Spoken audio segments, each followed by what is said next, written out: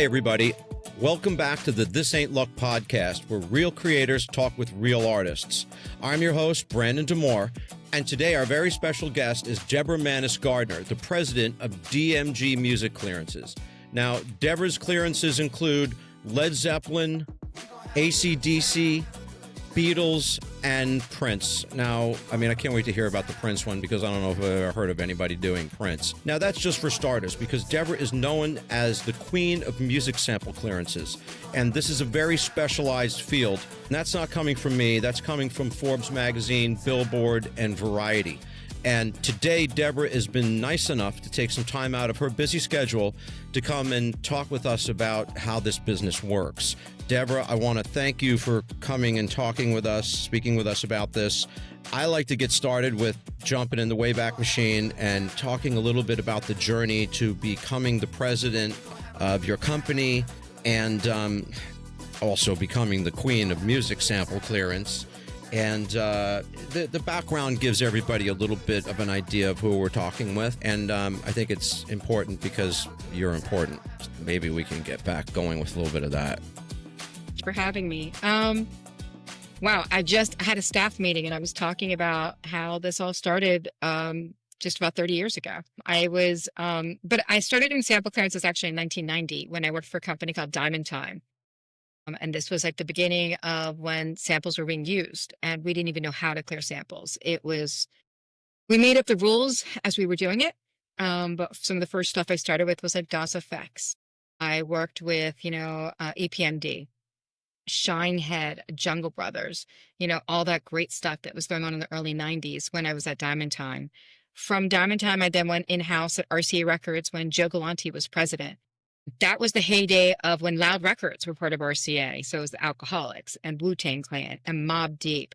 And then they had Levert at RCA and SWV. And so I was kind of the angel of death when I told people what they could or could not do, but to make sure that those samples were cleared. But I didn't like working for corporate America. Joe Galante was leaving. Bob Jamieson had just become president of RCA Records. I'm like, Bob, I adore you, but I can't do this anymore. I can do it for you as my own boss. And you're going to save money that way because you don't, in essence, you're not just not having to pay a salary, but you're not paying for my health insurance and you're not paying for my retirement. And I opened my doors January 1st, 1996. And I started as just someone working out of their home. And we are now up to 13 people working at DMG all over the world. And I actually launched a second company in October 2023 that's doing very well called AO, Are You Organized, which is a music publishing administration company to, again, educate and help people that don't interest the big publishers, but are earning good revenue or they wanted to hold on to themselves or estates.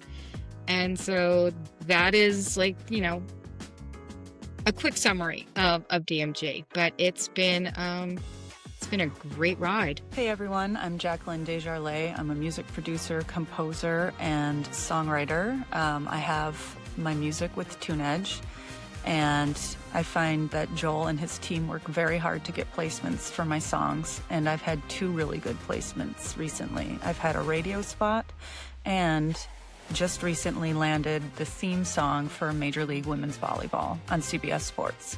So I tune in every Sunday, and I listen to my song being played all throughout the broadcast, which is really exciting. I use the artist portal, and I find it very easy to use, very easy to submit music, and I find that there are a lot of briefs there, which is really exciting to have that many opportunities. So I'm on the platform, and if you're on the platform too, I'm open for collabs, and you can find me at Jacqueline Desjardins. Thanks, bye.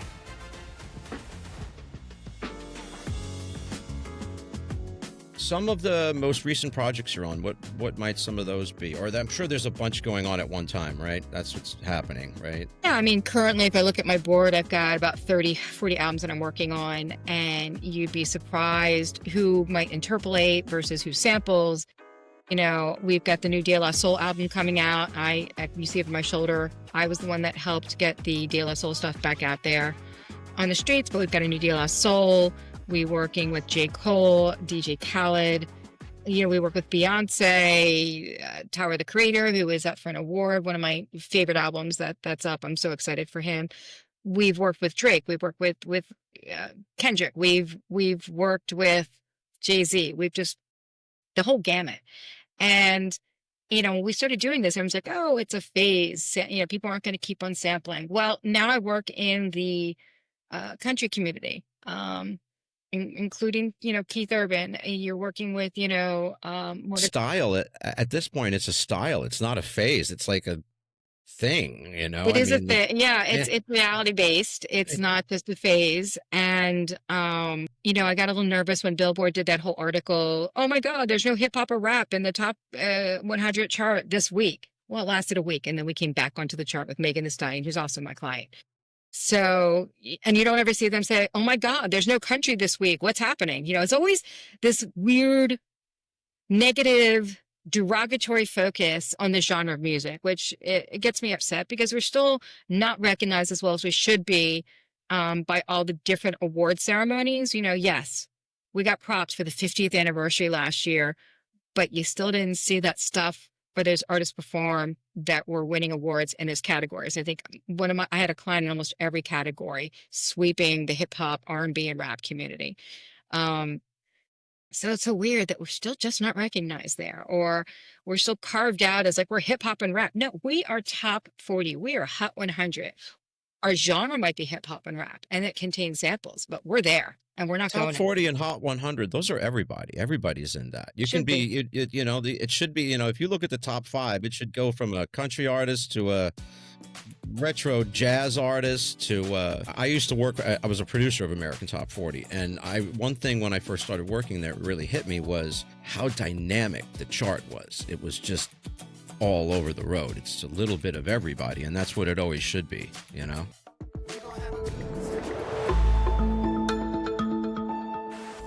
Hi everybody, I hope you're enjoying the podcast. I'd like to invite you to join us at artistportal.studio, where you'll get unlimited drive space for collaborations, free sync opportunities, shareable playlists, and you can meet and collaborate with artists around the world. That's at artistportal.studio. Join us. Now back to the podcast.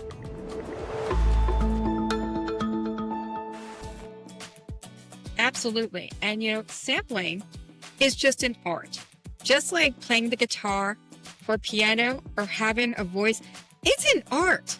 To take something that's pre-existing from another song and to change it so it fits within a new song, that's incredible. And it doesn't mean that whether you like it or you don't like it, it's an art. It's like when you go to a museum, you might like one piece of art, not like another piece of art. We all have a taste in what we like. Some people like turkey. Look at Andy Warhol's, the Campbell soup cans, right? I mean, that's basically the audio version of that, or the visual version of that. It's something else recreated as something else, and it's modern art. It's that for sure. Exactly. Can I ask you about, so when you're working on all these records, everybody's always upfront about, okay, here's who we sampled. These are all the people. We got to figure it out. Everybody coming in with saying, here's who I've used. Does it ever work the other way around where they come and say, Deborah, I want to use these 6 people, and before I write this song, can I get permission? Or do they do it and then you just have to fix it? So it's kind of funny. Great story here. When we started in the early 90s and we would send out requests, people are like, oh, you're stealing, and so you jump ahead 30 years and you say, this is what I'm thinking about. Will you allow us to do it? And they're like, oh, we need to hear it first. So you never figure out if the horse was before the cart or the cart before the horse. What I can do is I do this thing called preventive sampling. And my close clients who have my cell number will say, hey, I've got this great idea. I want to use Anita Baker. No one's used Anita Baker. And then I can text them back and say, because Anita Baker won't clear it. So that's why you're not going to use Anita Baker. That's preventive sampling. Or, Deborah, I have a small budget, but I've sampled 6 songs. And I could whip together a budget and say, this is what it's going to cost you, an estimated cost if they all clear. And if it doesn't fit within your budget, what can you pull out? What can you replay? What can you recreate?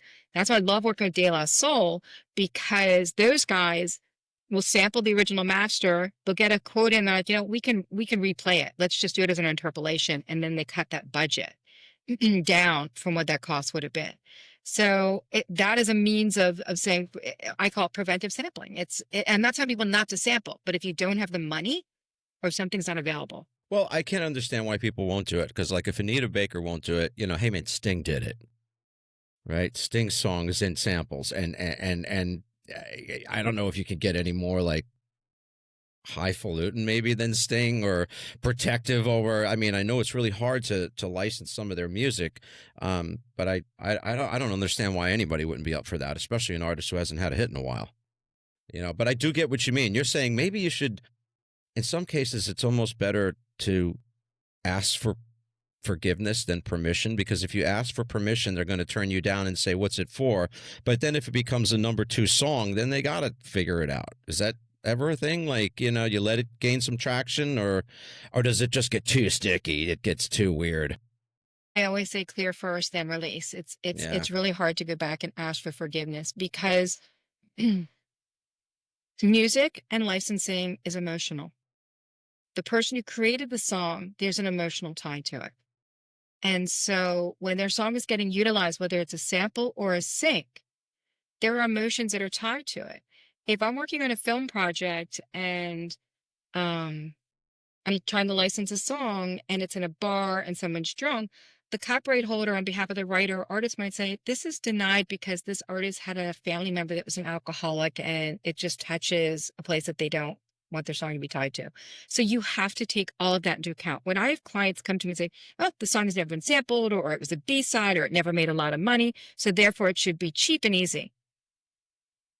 I would never say that to the person who wrote the song or recorded it. That's disrespectful. And it's something that has their blood, sweat, and tears in. So I handle everything emotionally and respectfully to the person on the receiving end. So every person that you're coming up on that, okay, we've used your sample or we want to use your sample, you approach them like you're talking about commenting on the dinner they've just made for you or something. Like it's like very close. Like you're going to be careful not to hurt their feelings. Absolutely. Always respectful. I don't even put offers in my request letters because what I offer someone could also be offensive. And so I'm really, when you're doing a film project, you've got this budget and, you're like, this is what my budget is. This is what I can afford. And this is what I'm offering as a sync license. And even then, when my clients ask me to come in low, I'm like, I want to prepare you. They're not going to like that. In the world of sampling, I never put an offer in the letter. I will say, of course, hey, please bear in mind there are 3 samples in the song. So when you quote, we need to take into account that we don't go over 100%. We don't go over a certain percent of PPD on the master side. I'm very transparent. I'm always honest and forthright about everything that I do. Yeah, so no money at first. It's just hey, let's talk about, do you want this to happen? And then we'll ask about the money, that's how you probably got to be the queen of this. You approach it like a doctor with a bedside manner, right? Soft and easy. I listed some things in the beginning here. Led Zeppelin and the Beatles and ACDC. I don't know. Maybe I'm wrong. I've heard a couple of the others being sampled, but I don't know if I've ever heard of Prince ever not sampled or licensed. Who licensed Prince? How did that work? So the Prince license, Prince has cleared for samples, for interpolations. I've done a few of those. And it's very few and far in between. Lyrical content is a big deal. They need to like the song, all that kind of stuff. When Prince was alive, everything was pretty much denied across the board. In the world of synchronization, the Prince that I got cleared was for the movie In Her Shoes. And it was a re-record of a Prince song. It was a reggae version in this film. And I was working with Curtis Hanson, who has since passed away. He was the director. And I was working with Carol Fenelon. Led Zeppelin was 2 sides. One, I cleared Led Zeppelin for School of Rock. And in the world of sampling, Led Zeppelin was my client. They actually went back, the team went back, and we cleared some blues stuff that had been interpolated in their stuff. And, Warner Chappell was behind the whole thing, and the label was behind it, and the guys were behind it, doing the right thing and clearing the blues material that was utilized many years ago. There are some famous Led Zeppelin songs that sort of Jimmy Page and the crew kind of borrowed from a little bit back in the day. Is that what you're talking about, those songs? And we cleaned those up. Yeah, we did. I did clean that stuff up. Yeah. I forgot which fella it is, though. I forgot which song it is. But there were quite a few. Really, there's a lot of them. But they did, you know what? They did the right thing. They were Yeah. respectful. And, back then they didn't know. It wasn't really, up for discussion or thoughts. It was Right. They were guys playing the blues. music that influenced you or music that inspired you, when in essence it was an interpolation. Yeah. And those went really respectfully and smooth, and they were a pleasure to deal with. Can I jump in real quick, Go ahead. Brandon? No, Steve, go right ahead. We have said the word interpolation about 9 times right now, and I know what it is, and Joel and Brandon do, and a lot of people do, but a lot of people don't. So I think it'd be nice to do a quick explanation of what a sample is versus an interpolation. Do you mind, Deborah? So a sample is when you're lifting the original master recording and incorporating it into a new song, and therefore you need to clear the publishing and the master rights, 2 sides. And interpolation was a term that someone came up with in the early 90s. Instead of calling it, a publishing sample, we came up with the word interpolation. And that means that you're only using the composition, whether you're re-singing lyrics or replaying a bass line. And that's deemed an interpolation, where you're just clearing one side and you're just clearing the publishing. So the sample involves the actual master recording, and this interpolation Which is a cool part here, Steve, because we could, a lot of people, you might think of, okay, I really want to use that sample. I'm going to imagine that the interpolations are a lot easier to clear for an artist. So like if I want to have a certain loop in my song, for me to maybe get with the drummer and a bass player and re-record that piece that I like, and then use that in my song, I have a better chance, because I'm just dealing with the publishing, about using that piece in my track, right? Or It depends on who the writer is. There are many times that I get the master cleared and the publishing gets denied because the writer's different than the artist. So we can't even use the word easy. You can say economically, it would be less money. However, let's say you're interpolating a song with 4 publishers. Each publisher usually asks for a $2,500 non-recoupable fee. So boom, you're at $10,000. right. Let's say it's a Cool in the Game, where it's just Warner Chappell's the publishing side and Universal's the master side, and it could be less because it's one publisher, it's $2,500, and then the master fee maybe is only a $5,000 advance, and so it's less than a song with 4 publishers. That's what I mean by doing preventive sampling. When I give budgets, to put budgets together, I have a client, an A-list client, that hit me up, and he's got 7 samples in his new song. And I actually put a budget together, and really quickly last night, like, this has 4 publishers, this has 3, this has 1, this has da da da da da, and it came up to around $42,000 in publishing fees if he moves forward, and I estimated about $52,000 in master advances. And is that worth it? Not to mention I have to argue to keep it at 100% or less on the publishing. Right. So like you're $100,000 and 0 ownership out of the bag. That's your like, hey guys, this might not be a good idea. Maybe you want to cut back on a couple.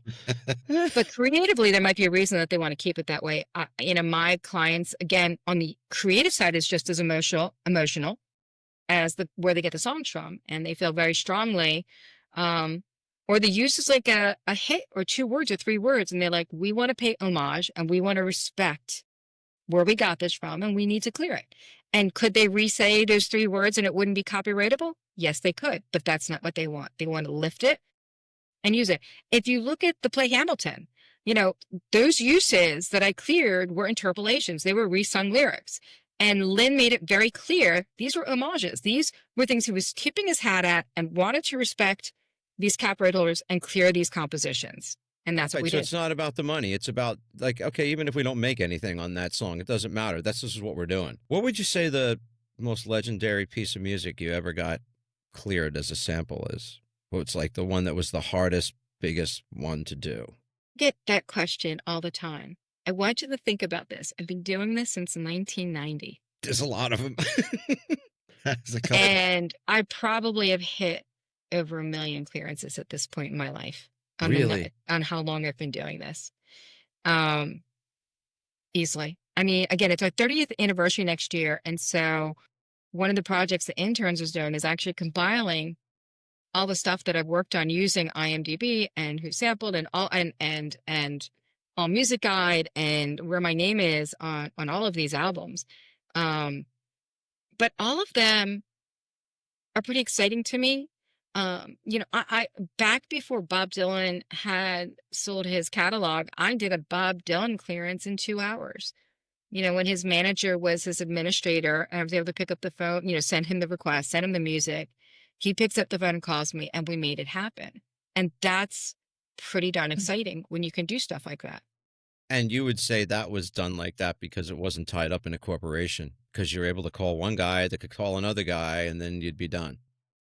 Yeah. Pretty much. We live in a world of fractionalized publishing now. Most writers have sold off their catalogs, a piece here, a piece there. And again, that kind of goes along with that, why it's now costing $10,000 advances for, fees in publishing, because you could have a song with just 2 writers, but 4 publishers. And, that's my goal in 2026, to see how we can maybe bring those numbers down, because of the fractionalized publishing, it's getting astronomical, and people are pulling samples because of it. And we don't want creativity and artistry suppressed due to fees. So we need to stay on top of that, see what we can do. And what do you do? What is the solution to that? Is it just to, what is it? I mean, what is your approach to saying, hey guys, come on, can't have everybody jumping on board on every little thing, is what the story is, right? Basically. We grovel, we beg, we plead. That's so good.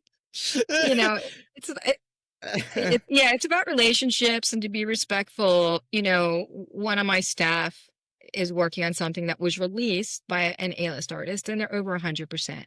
And now what we need to do is say, and everyone's like, we won't reduce. And I said, oh, okay, well, then you'll never get paid. It'll never get paid, and it'll never have sync value. And we're not asking to go under 100. We're not asking for this A-list artist / writer to get any of it, but everyone needs to come down 1 or 2. We're over by 11.1%. And there's 6 or 7 samples. I'm like, if everyone just comes out a little smidge, 1% here and 1% there, or 1.5. And that's what, actually, after my podcast with you guys, that's what I'm going to end up doing is calling and begging and pleading to say, how can we get this down? You can't go over 100%, and you can't do medleys anymore because of DSPs. So the whole way of doing deals has changed because of technology. Okay, can you clarify that a little bit? You can't do medleys anymore because of DSPs.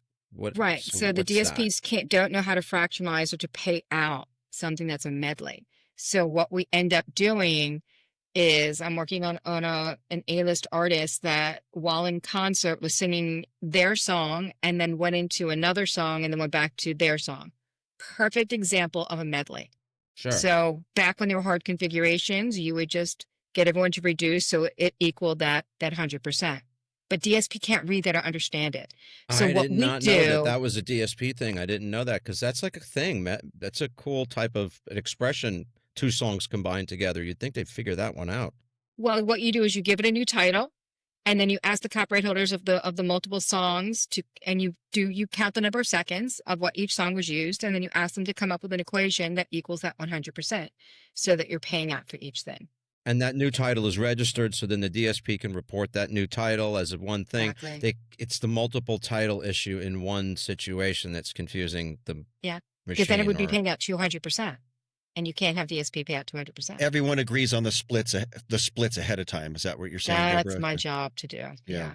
Yeah, that's funny that they haven't figured out a way to figure out those 2 songs combined in one, because a lot of these tech companies have figured out a way to jack everybody's music and make a new song out of it, but they haven't figured out a way to do that, right?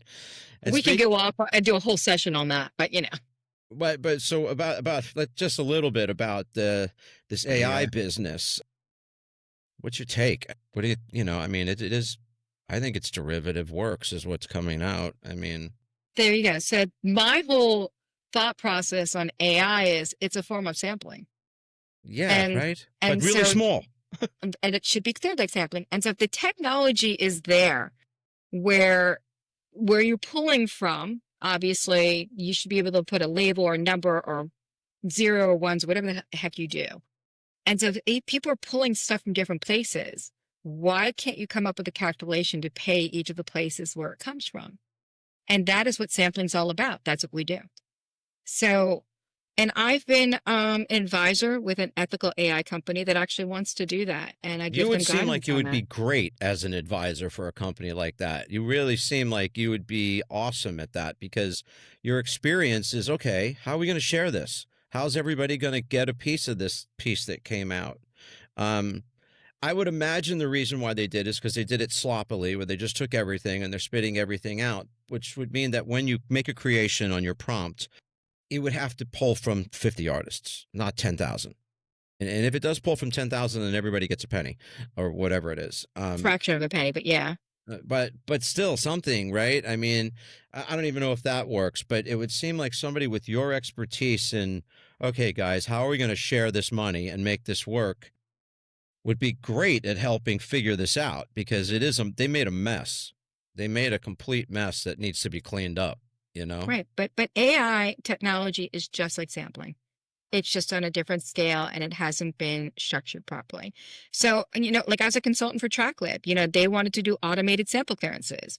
And I came in 2017 to give them guidance on how to do it. And it works. I mean, they And can only do what they offer. But automated sample clearances, what does that mean exactly? I'm not familiar with that. What is that? So TrackLib is a company that pre-cleared pre-existing copyrights for people to sample and came up with an equation of what the value would be. So approval's not needed. If you look at the music world anyway, and when you approach, let's say, Rhino, Warner, probably only 50% of the artists or copyrights do they even need to seek permission. They probably can just turn around and give a quote. Publishing, I think the number is a little bit higher because your more contemporary artists know to put language in their agreement saying sampling is not included, you must get consent from us. And so what TrackLib did is they met with the smaller companies, a lot of the one-stops that had both sides, and pre-negotiated deals. And then so when people came and sampled from their websites, from TrackLib's site, there's your deal based on your running time of what you used. And J. Cole's Middle Child, they got their music from TrackLib. Right. Did not know that. So TrackLib. Now I did not know about them, and that still exists. That company does still exist. As a matter of fact, the creator of TrackLib is my business partner, Per Almquist, and he is actually the co-founder of our publishing company, AO. Are You Organized? Yeah, because that would be a great place for us to recommend art to any of our artists. If you want to go and find things to sample, go there. So it's basically a pre-cleared deal. You grab this, it's pre-existing stuff, so it is legitimate. Sure. Real music. It's not like those libraries where you have to be concerned, where did that bass line come from? Where did that drum beat come from? TrackLib is real music that had been previously released that's available for sampling. Yeah, great. That's a great point. Tap into that for sure. Okay, well, I mean, you kind of already answered some of these. I have a question here that's like, what's the one thing anybody should know before they release a song with samples? And that one thing is don't release a song with samples unless you've cleared it up beforehand. That's basically the rule, right? That would be the rule there. That would be the rule, but also don't be afraid of sampling. Sampling is a wonderful thing. It is a great tool. It is a great art. It revitalizes old copyrights and brings them back to life to earn revenue. Just make sure that you hire someone that knows how to clear samples and knows how to do it properly so that you're not pissing anyone off. And getting a quote and an approval does not mean you have a sample deal. You need to confirm it, you need to get new splits, and you need to go to contract, and you need to make sure that royalties are paid. Sometimes people think just getting a quote is enough, but it's not. Okay, let's make a scenario. We have an independent artist that's part of our community, and they have several samples in a song that they want to use. Can they access someone of your level? Is it, what kind of money does that cost to hire you guys to help them out? How would a person go through that, and could they? So I'm so transparent that all of my fees are on my website. All of my services, pictures of all of my team members are on my website. Pictures of our dogs and cats are on our website. When people reach out to me, if they go to the website and they click, info@dmgclearances.com and they fill out a form saying, this is what I'm interested in sampling. And I get about 10 of these a day. I personally respond to every one of them. And again, in my email back to them, I reiterate what my fees are. So they don't have to go back to the website. I put it in writing to them so they can see it. If they're specific in the email and they say, I want to sample, I want to interpolate Love Hangover, I can respond back saying, it's one publisher. It's going to be Sony. You're looking at a minimum of $2,500 fee plus X% of the publishing. And by the way, here are all my fees. My fees are pretty inexpensive. If you are clearing a song before it's been released, it is $350 to clear the publishing and $350 to clear the master. And it's separated because if it's an interpolation, it's just $350. If it's publishing and master rates, it's $700. So that's about me researching $700, you can make sure you're safe. And that's me researching the song, sending out the letter of request, and negotiating the fee. If you want to utilize and wrap up the deal, which means putting the label copy together, confirming the deal, requesting licenses, and trafficking the licenses, it's $500 for publishing and $500 for master, so that's $1,000. So from beginning to end, it's $1,700 a song. But it's split up because let's say you use the original Diana Ross Love Hangover, and the publishing cleared with Sony, but Diana Ross on Universal denied the master, and you're like, no problem, I'm going to replay the bass line. So DMG's fees were $700 for stage one, $350 for pub, $350 for master. You re-recorded the master, so it's only $500 to wrap up stage two for just the publishing. So that's why my fees are all broken down like that, because you never know what it's going to cost you. And I want you to have a budget for my services as well. I always want you to know what your fees are going to be. That is really awesome. I think that's affordable for just about anybody who's looking to be serious about it. The one thing I didn't know, which is interesting, is almost always a flat fee to get involved, and then there's a percentage. So it's like, okay, you want to use not with you, with the record company. They say, we own the master, and it's $2,500 fee to get through the door to use it, and then we want this much of the residuals on the record. That's generally something that happens where there's an upfront fee to be able to use it. Is that right? Right. So there's two sides. So on the publishing side, the publishers have pretty much all agreed to this $2,500 fee per publisher, and then X% of the new copyright. If it's a smaller artist, I'll go back and beg for them to reduce to $1,000 or $1,500 if possible. If it's an A-list artist, no one's going to reduce. On the mass, and those are non-recoupable fees, and that's not paid until you formalize and finalize the deal. On the master side, it's a recoupable advance against a percentage of PPD, and then a percentage of artist net receipts on third party, which is usually your streaming income. That's how it's done in the United States. Outside the U.S. and Sony label in the U.S., it's usually a percentage of gross. And that can vary from 1% of gross to 12% of gross, depending. Okay, that's. If you're an independent artist, would you have someone approach these people without a lawyer, or should they have a lawyer helping them, or you're going to stand between them is it something they can just do on their own, you think? Is it something that, like, okay, I want to use this loop, I'm this guy, I'm writing this album with this girl, and I've got 2 songs we've done stuff with. We have enough budget to pay Deborah. We can probably afford $1,000 each on this side. Is it something that you think, do you ever do that with people on that level? Oh, absolutely. We work with all people because we would rather someone clear a sample and us help them because we're not expensive. That's the whole reason why I respond to everyone and give them our fees. And so my staff is made up with, we have someone that specifically deals with those clients that are beginners or don't have a lot of money or don't even have a distribution deal. And he holds their hand the whole way through, where I'm working maybe on an A-list artist, so I'm working really fast. But my team can handle all levels of producers and artists and writers. Everyone should be treated the same and given that respect of helping them. The next question you asked is, but do they need an attorney? Not really, because these agreements are pretty non-negotiable, easy to understand. And sometimes I find lawyers marking things up that they don't really need to mark up. Right. They're marking it up to make it seem like they did some job for the client. Right. Not all lawyers are like that. But most labels do not really do too many changes. And a lot of stuff I can argue on their behalf. And I'm not an attorney. No one on my team is an attorney. we don't act like attorneys. I mean, what you're saying too, though, is like if you're dealing with a record company and you want to use this sample, and you're an up and coming artist who's recording in someone's house, you're not going to be demanding anything. You're not going to change anything on the record company is going to be like, no, that's what it is. That's the way it works, and that's what it is. And you're going to be able to tell them, this is what you're getting yourself into. This is how much you'll owe them, and this is what's fair for you.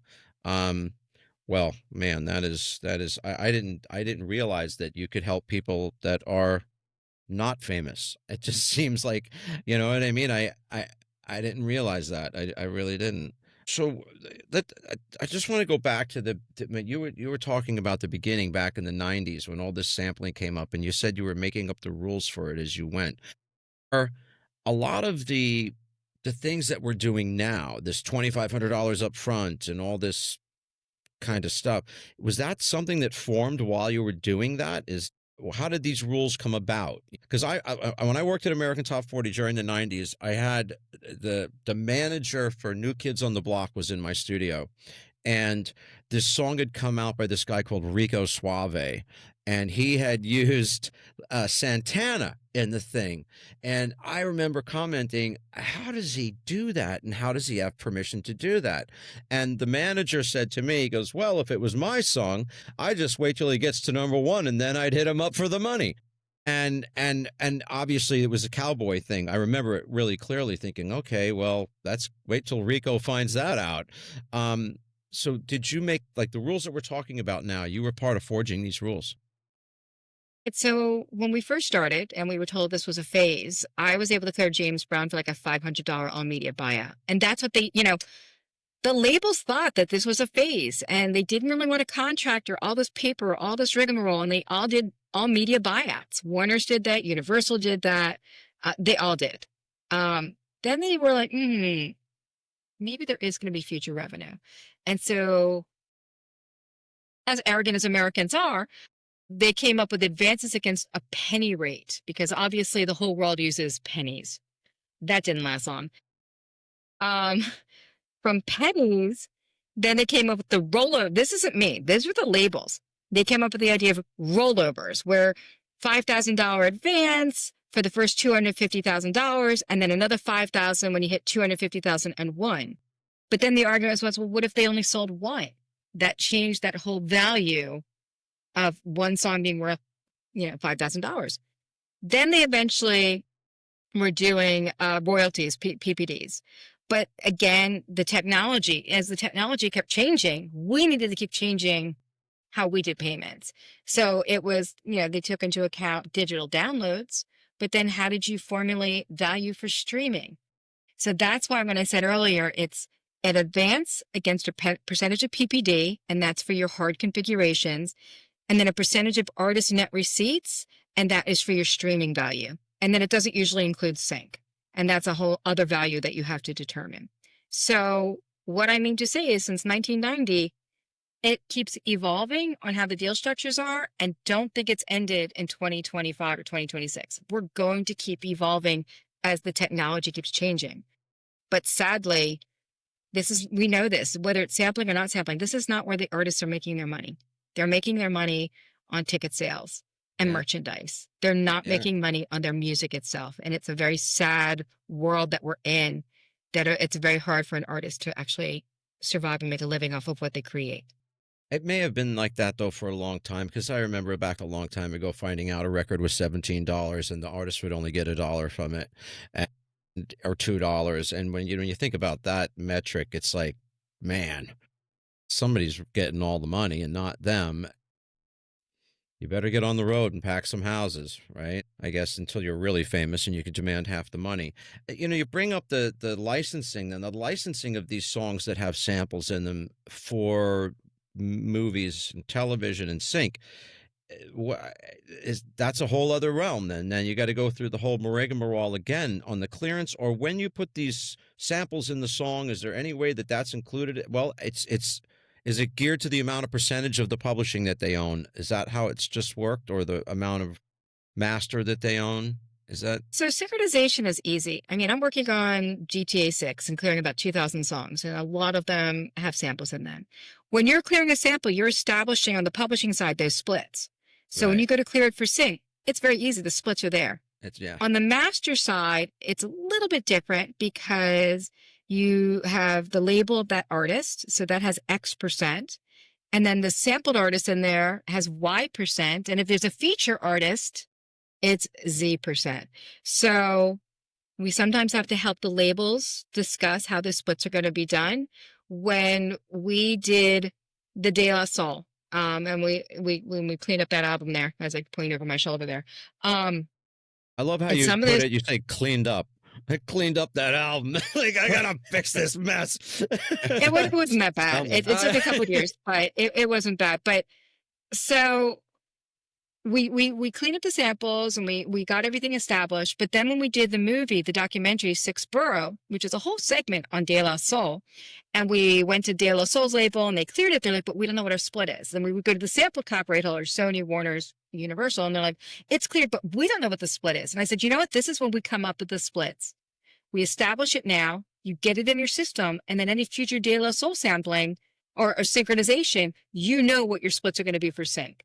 Sync is very important.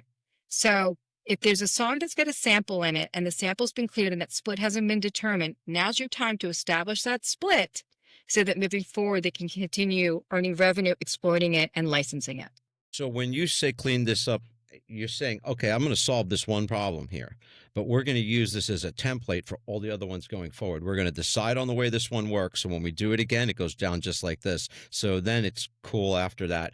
And I guess that makes that particular song being a song with samples in it from everybody involved standpoint. Let's use that one because it's doable. You know what You're I setting mean? you're setting a precedence, but I Yeah. always tell people, just because there isn't a percentage value, don't be afraid to resolve it so it does have a value, so it has future revenue coming in. Right. And Right. Reservoir, who represents and helps deal us all in those masters, are fabulous. They're like, we want this used.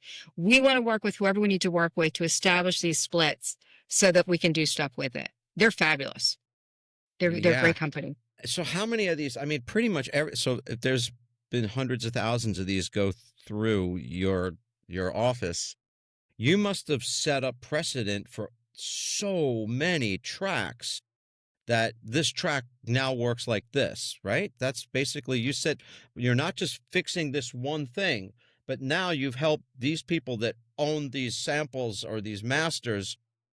You've opened up the floodgate for them to continue to get them used with far less friction just by solving those problems. And they do know and appreciate that, I would hope.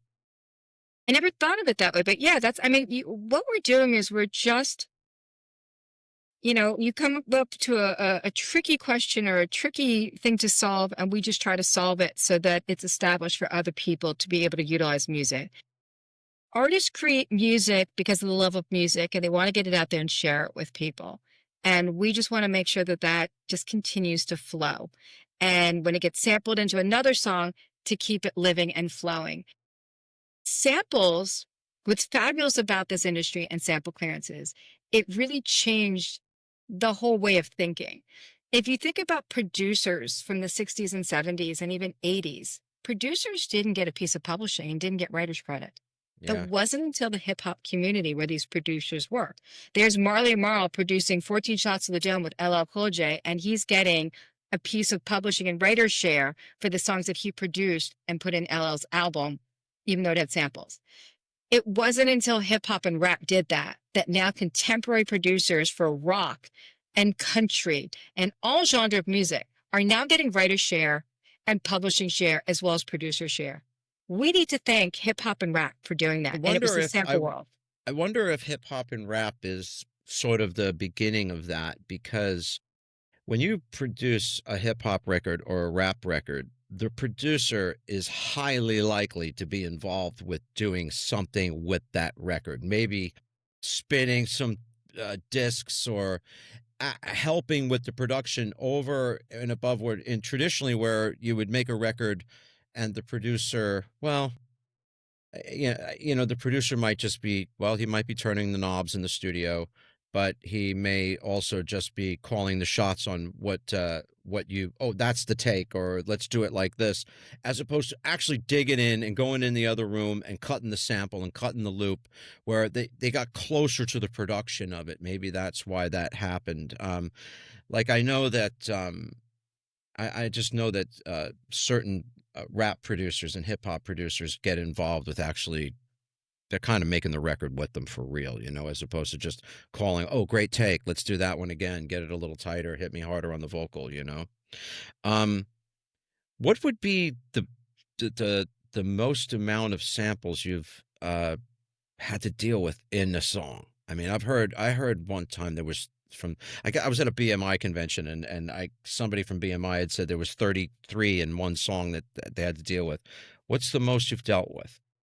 33 samples or 33 publishers? 33 samples, but maybe they might have meant 33 publishers. I think they mean 33 publishers. That would have been. So what would be the most amount of bits in a track that you've had? I guess for you, it's not the individual parts that matter as much as it is, okay, we've got 5 parts, but there's 50 owners.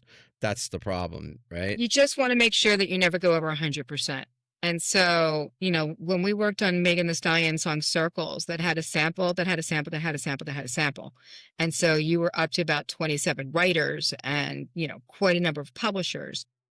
And you needed to make sure that you stayed at under 100% and that Megan and the producers and any other writers got a piece of the writer and publishing credit as well.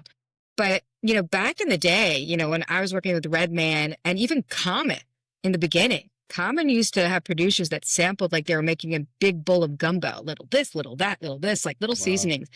De La Soul also, that was how it started, was throwing in a lot of like, you just wanted this one, hey, maybe used one time or what have you. It was like accents, it was seasoning. So I think the most samples probably, I'd have to go back and look, but probably about 9 or 10 samples in one song. Yeah, you brought up a scenario that I didn't even occur to me. But I'm thinking of the bowl of gumbo, and it's this, I'm going to use this and this, because I've seen some people work like that. But I forgot about the fact that I might be using a sample that's got 3 samples in it already, and then another one that's got 4 in it. So I might be pulling from 9 bowls of gumbo when I go and make this piece. I didn't think of that. So knowing, well, how do you figure all that out? When you start getting one inside of another, does the artist even know sometimes that one sample that they used has 3 people in there? And how do you don't, because they're young. It's a generational thing where they really don't. But when you're evaluating a song that has a sample, you have to break down what was actually used and where did that originally come from. That's one thing. And then if there's all these people and layers, you might say to the client, hey, you're just using that guitar lick that actually came from this song over here that was used here and then here and then here. Would you be able to go back to the original one and sample from that to simplify it? Those are the questions you have. Yeah. And again, it's that preventive sampling mentality where if someone comes to me early enough and tells me what they're thinking about, and that's why some of my clients have my cell number and I do sleep with my cell phone, because they come up with this idea in the studio in the middle of the night, I'm able to say, hey, this is what you want to do. This is how you should evaluate it, or look at going to where it originally came from. I don't know why, Deborah. I never imagined that you would be getting. I just didn't see that was the gig. The gig is like, okay, it's 3 o'clock in the morning, and I've got this awesome groove. What do you think? And you're like, I've learned my lesson that if I've been drinking, never to respond. And that was a mistake I made with DJ Khaled years ago on a Friday night. I had too many shots of tequila. They call that clearing under the influence. And he had sampled this song, and I'm like, I get on my computer. I'm like, this is easy. It's cell phone. We should be able to make it. It's on a Friday night. And he's like, but I want to drop it at the Grammys on Sunday. And that's when sober Deborah realized it had an uncleared Dionne Warwick sample in it. And thankfully, I knew how to get to Dionne Warwick because I had worked on her documentary. So I was able to get to Dionne's people to get the Dionne. We cleared the Dionne separately than the song that had the uncleared Dionne sample. And we made it so he could drop the single after the Grammys on that Sunday night. And I think that was like 2018, something like that. I can see very easily how some of these people look at you like an angel that comes and saves them because they may, I gotta be, you know what I mean? It's like, I made this thing, figure it out for me. And you do it. Um, Now, are you the main Quincy? Are you the main forensic person there that figures this stuff out? Like, because this is a forensic job, right? When you get the track, you're like, okay, I've got this, I've got this, I've got this. And this has these things inside of it. Like the way you're explaining it to us, to me, it sounds like you just take this stuff apart yourself, even with the tequila in you. I have an amazing, amazing team of Rachel Tyler. I've got Billy Tolson. I have Kat McLean Daly. I've got Drew Rader. I've got like this incredible team of people, including I've got someone who their sole job is to wrap up the deals and make sure all the splits are in place, and that's Nicole Passon and Kim Fisher. So we've got a bunch of people in our sample team that and not everyone came from the music industry. I actually hire people that aren't from the music industry, that came from education, teaching, customer service, healthcare. So we bring in people at DMG that aren't necessarily from the music industry, but play an instrument, go to concerts, love music, you know, can keep up with any bust a sample kind of thing. And they all have, they love what we love what we do. And so they have no problem sitting down and analyzing and evaluating. And then we bring on interns every year. We bring in at least 2 to 3 interns, paid interns. And we teach them those skills as well, so that all of our interns leave and get really wonderful jobs. One of our first interns is an executive at Google right now. So we all have that skill. And if they don't have that skill, we give them that skill so that they understand us. When a complicated issue comes in, a track that you know has got a lot of stuff going on, do you guys, everyone gets in the conference room? Is there a certain group of you that get together and say, okay, let's dismantle this thing and figure out where all the ghosts are? Is that how that works? Is that like the whole team gets in there? Or is there a part of the team that gets in there and says, okay, I'll take this track, you take that part, you take that part? Because I'm thinking if something's got 3 or 4 things in it, and those 3 or 4 things might have, they've got 3 or 4 things inside each one of them, or 2 or 3 things inside each one of them, there's 14 things to take apart in that one track and find out, okay, replay this guitar part. We can't get that one cleared, you know. Is that like a group together that helps figure that out? Or it would get too confusing for everyone. So one person works on one project by themselves. However, you know, we're on Signal. I know it's got a bad connotation because of our government, but we use Signal, and we will, you know, send messages to each other on thoughts and opinions. We do have sample meetings twice a month where we all get together. We go over ideas, but we all keep in touch with each other. I just got recently married a couple weeks ago, and so the whole team were jumping in, like handling my Snoop album and J. Cole, and everyone was like helping each other out when I was out. We all help each other so we can all pick up whatever someone else is working on. We keep really good notes. We use Excel spreadsheets and charts. Everything's documented that we work on, so anyone can step in and help. But we all just bounce things off of each other. Or there's a copyright holder who's very difficult, and we're like, oh, put them on the do not list, and we do not use lists. So we're all in touch with each other. We all help each other. But to have more than one person work on a project could be almost too many cooks in the kitchen. So sometimes it makes sense just to have one cook in the kitchen, but if they need a sous chef once in a while, someone can step in and help. Everybody, because these documents you guys are sharing, you know what everyone is working on, and everyone knows what everyone else is working on. And like you said, if someone steps out for a minute or someone needs some help, they can step in and say, okay, I know what's going on with this. I know what's going on with that. Wow, I did not realize how interesting and intricate this is. Can I ask a quick question? Is there any difference if it's, because we're getting now to a point where a lot of older songs are going public domain. Is there any difference if it's a public domain song for sampling as opposed to something that's still in copyright? So first response I always say to people is, just because something's public domain in the United States does not mean it's public domain ex-US.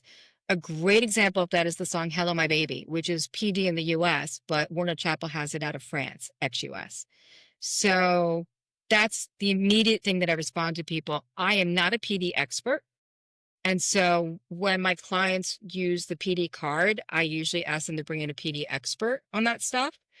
Um, and so that really has not taken effect in the world of sample clearances or what people utilize. What's the oldest sample you've cleared that you can remember, like back in the day? Like, I mean, literally the oldest sample. Are you going back to the, 30s, 40s, 20s, 50s? Sorry, I'm not trying to put you on the spot, but it just popped in when Joel asked you know that question. the curious thing is with those old samples, is they get a little bit harder to dig up what's going on with them, Yeah, I mean, I don't find people using necessarily old stuff from like the 20s or 30s or what have you. What I do find, because of the internet and YouTube, are people find really obscure records that they then put up on YouTube. Drake is known for sampling very obscure songs that were released on a 45 with maybe only 100 copies made, and me tracking down the estate or the son of the artist, like in first person shooter, or Tyler, the creator, who found something again. We don't dig in the crates anymore. We dig through the internet, and it was a song that was released on an audio cassette in a fanzine magazine in the 80s. Wow. And we found them in Germany. Well, because that makes it so much harder, because if it's a famous song, well, yeah, there's a target. But in an old magazine, it's a cassette from a place and 4 of them are there. That's so you found it? We found it. Like a forensic music detective. Yeah.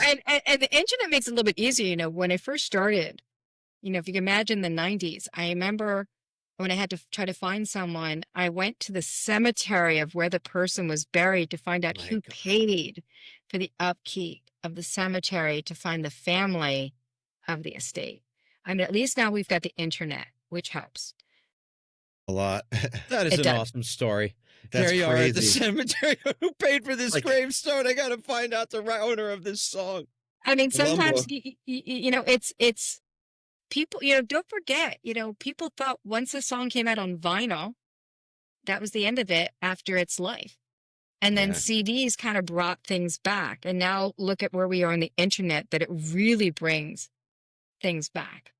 Because like I said, again, one of Drake's albums has multiple samples of songs. One was a group of these 12 men that it was just on the internet, and it actually revitalized their career, and they're in their 70s. And I wonder if when he picks one of those songs, if he thinks to himself, God, Deborah's going to be up all night on this one. I think, Mr. Morgan and Future, his people are they're such nice people. And, when we do Drake, we don't send anything out. It's all done via Zoom. And it was just so sweet where Drake actually came into the Zoom meeting and met one of the writers while he was listening to it. I mean, cool. And Tyler, the creator, has done that. I mean, and DJ Khaled has done that. My clients, I'm lucky though. I have my own business. So I only work with people that are good and kind, and are respectful and understand this. And I don't care when I read stuff in the press and like, your client, blah, blah, blah, blah. I'm like, you don't know my client. And just because you read it in a trade publication does not mean it's facts, especially today. You say because of these guys are serious creators, that them jumping in that meeting and meeting those guys they took, or they're using the piece of music from, it's almost like someone that they worked on the song with. So if they look at it like that, it's like, almost like if they feel like that's a co-composer to them, you know what I mean? It's like a my collaboration. friend. It's a collaboration. You get it, Brandon. I mean, that's the thing. And I always talk about the sample clearances. The sampled writers are listed with the new writers. And it's almost like they sat in a room and wrote it together. Now, we need the Academy and ARIS to recognize that, because I don't think sampled writers are included yet. They should be. They should be, because it's almost like they sat down and wrote the song. But my clients are very aware and respectful. And I'm very fortunate that I work with people like that and acknowledge that. Which is something any artists that are listening to this should know and understand. Because if you're going to be using other people's music, you should approach it like Drake does. You should approach it like, you're not, oh, I'm going to snatch this up and use it for myself. You need to approach it like, wow, this is a great musical expression of someone else, and I want to work with them. Because, if these great guys look at it that way, anybody who's doing this should look at it that way. And that's the way you'll be successful with it, right? I mean, I think that's awesome to find that out. That I never really thought about it, but now while you're talking about it, it's almost like, to some extent, you could be collaborating with a ghost, but you are, and it's really neat that they look at it that way. And that opens my eyes. I hope anybody listening to this that plans on using someone else's record, that you look at it that way. And I think that probably if you do, that when you're doing it and you have to get with Deborah and figure it out, and if you get a chance to speak with the people that created it or the relatives of the people that created it, paying respect might make it more doable, right? It seems And like... the managers are like that also. I have to tell you, I want to give props to a lot of the managers that I work with and the attorneys. They have this respect. I work with Mike Brinkley, who is with Megan Thee Stallion, who is just so respectful and says, we also need to take into account the producer of the song, and did they get credit or not get credit, because back then credit wasn't always done correctly.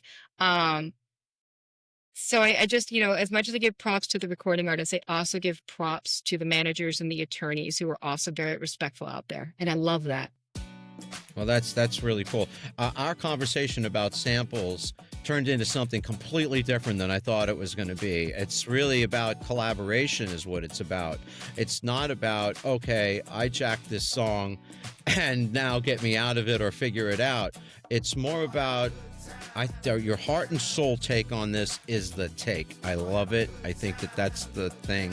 And I just think that's a lesson I learned today, really. And I think anybody listening to this should remember that.